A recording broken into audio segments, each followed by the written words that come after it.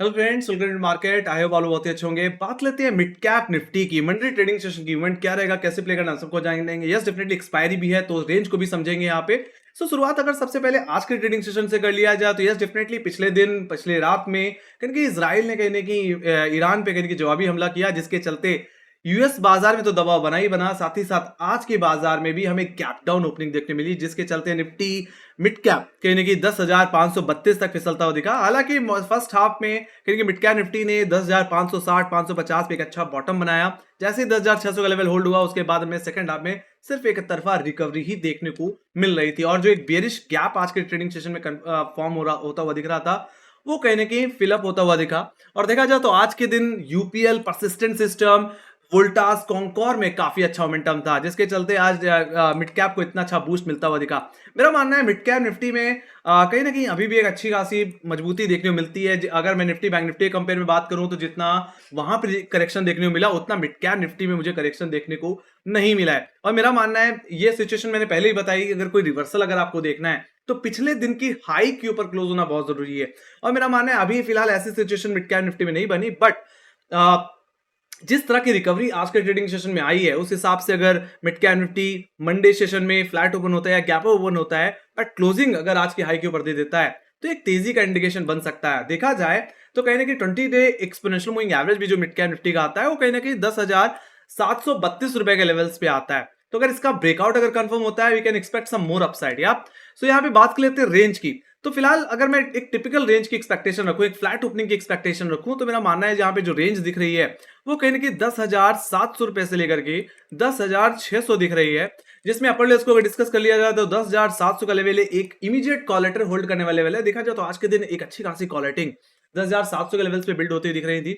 वहीं पे second hurdle जो मुझे दिख रहा है वो है आज का हाई, जो कि 10,720 रुपए का लेवल है। 10 रुपए थोड़ा ऊपर चला जाऊं तो 20 डिमा भी आता है, तो एक तरह से 10,720 730 आपके लिए एक सेकंड हर्डल की तरह काम करेगा। मेरा मानना है अगर फ्लैट ओपनिंग हो और आज की हाई के ऊपर अगर मिड कैप निफ्टी सस्टेन करता हुआ दिख जाए, तो मैं तो कहूंगा खरीदारी करके चलो। ऐसे सिचुएशन में आपका पहला टारगेट होगा प्राइमरली वो होगा 10,800 रुपए का लेवल, जो कि नेक्स्ट कॉलेटर का जोन है।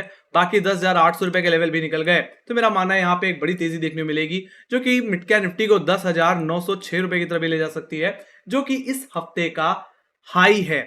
ऑलराइट, तो वहां तक का मोमेंटम कहीं बिल्ड होता हुआ दिख सकता है। हालांकि मैंने ट्रेंड लाइन भी मार्क कर रखी है, जिसका रेफरेंस मैंने 12 अप्रैल के हाई और कहीं कि 18 अप्रैल के हाई से ले रखा है। ऑलराइट, तो ये बात हुई गाइस अपर लेवल्स की। और बात कर ली जाए लोअर लेवल्स की, तो गाइस यहाँ पे 10,600 का लेवल एक बहुत ही बड़ा पुटराइटर का जोन है। यहाँ पे काफी हैवी पुटराइटिंग मुझे देखने को मिल रही है। तो मेरा मानना है अगर mid cap Nifty flat open होता है और फर्स्ट ऑफ ऑल अपने लो को ही अप्रोच कर ले, तो मैं तो कहूंगा उस डिप को बाय करके चलो। बाकी अपना स्टॉप लॉस आज के लो यानी 10,560 रुपए के लेवल पे लगाना चाहिए। मैंने एक एवरेज लेवल को मार्क किया है गाइस, जहां पे मिड कैप निफ्टी ने ज्यादा सपोर्ट लिया है, तो उसी लेवल पे कहीं अपना स्टॉप लॉस लगा के दोबारा अपसाइड को प्ले करके चलना चाहिए। बाकी जहां तक बात रही बिकवाली करने की, तो मेरा मानना है दो जोन है जहां से बिकवाली मिड कैप निफ्टी में की जा सकती है। पहली डेफिनेटली आज का हाई 10,700 10,720, और दूसरा कहीं ना कहीं आज के लो के नीचे। तो अगर मिड कैप निफ्टी 10,560 रुपए के नीचे चला जाए, सेकंड सपोर्ट के नीचे जाए, तो बिकवाली कर सकते हैं। ऐसे सिचुएशन में आपका पहला टारगेट 10,470 रुपए का लेवल बनेगा, जो कि एक्जैक्टली लो है कहीं ना कहीं आपके 28 मार्च का।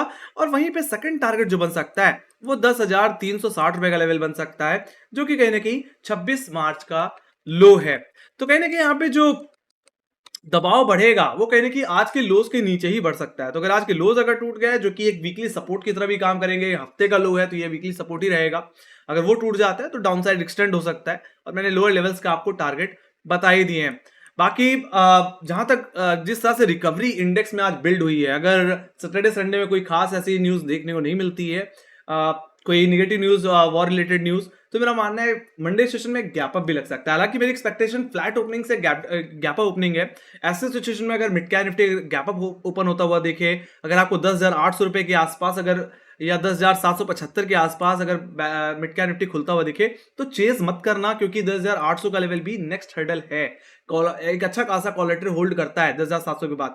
मैं तो यही कहूंगा कि अगर आपको डिप मिल जाए, ऑलराइट, और वो डिप कहीं कि 10,720 730 रुपए के जोन पे सपोर्ट लेती हुई दिखे, तो मैं कहूंगा उस पुल बैक को बाय करो, उस डिप को बाय करो और अपने स्टॉप लॉस 10,700 रुपए के नीचे लगा करके दोबारा अपसाइड के लिए प्ले करो। ऐसे सिचुएशन में 10,800 का लेवल सेकंड अटेम्प्ट में ब्रीच हो सकता है और 10,900 रुपए तक के ओवरऑल लेवल जो कि इस हफ्ते की हाई है वो आपको मिल सकते हैं।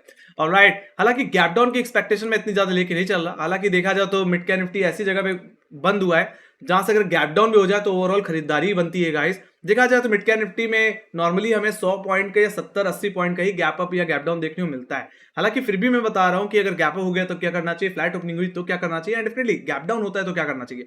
तो अगर गैप डाउन अगर आपको मिड कैप निफ्टी में देखने को मिल जाए, अगर 10,000, मेरा मानना है 10,600 या 560 रुपए के आसपास ही खुलना चाहिए अगर गैप डाउन हो जाता है अनएक्सपेक्टेडली, अगर कोई फिर से वॉर वाली सिचुएशन आ जाती है, फिर कोई बॉम्ब गिर जाता है तो ऐसे सिचुएशन में कहूंगा वहां पे भी आपको चेज नहीं करना है गाइस। आपको एक जिस तरह से आज मिड कैप निफ्टी ने एक बॉटम क्रिएट किया है यहाँ पे 10,600 एक अच्छा पुटराइटर का जोन होगा, तो फर्स्ट टाइम में तो कहीं ना कहीं यहाँ पे आपको शॉर्ट कवरिंग ही देखने को मिलेगी।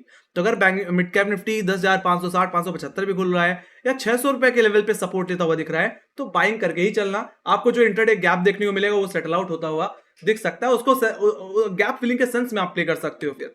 ऑलराइट, कहां तक के लिए, 10,700 रुपए तक के टारगेट के लिए। बाकी अगर देखा जाए तो मिड कैप निफ्टी की मोस्टली एक रेंज बाउंड एक्सपायरी भी होती है।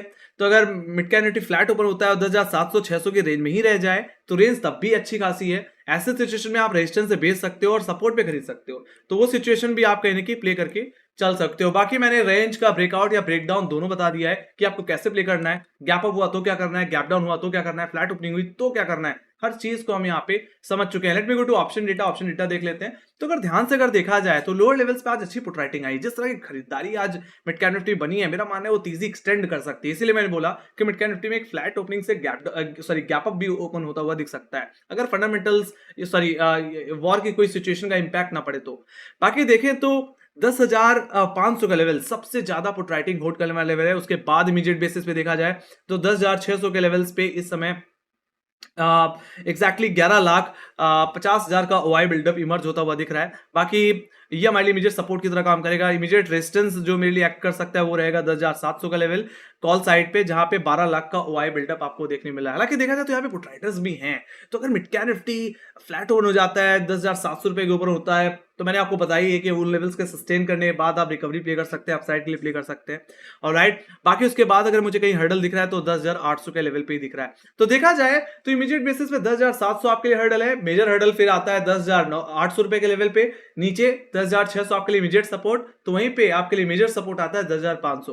तो ये यही रेंज है जिसके अंदर मेरा मानना है मिड कैप निफ्टी में उठापटक देखने को ओवरऑल मिल सकती है। बाकी गैप अप गैप डाउन सब कुछ मैंने आपको बता दिया है। तो डेटा कहीं ना कहीं यहाँ पे न्यूट्रल से थोड़ा पॉजिटिव होता दिख रहा है। बाकी एक्सपायरी के चलते आपको दोनों तरफ ही कॉल राइटिंग और पुट राइटिंग देखने को मिल रही है, क्योंकि ऑप्शन सेलर एक रेंज बना के चल रहा है, उसी रेंज के अंदर ही इंडेक्स को रखने की कोशिश करेगा और उसी में ही कहने की प्रीमियम खाने की कोशिश करेगा। तो आप एज अ रिटेलर कहीं ना कहीं आप सपोर्ट और डिस्टेंस को समझिए और उसी के बिहाफ पे ही ट्रेड करें तो ज्यादा बेहतर होगा। साइडवेज सिचुएशन को ज्यादा प्ले करने की कोशिश मत करना।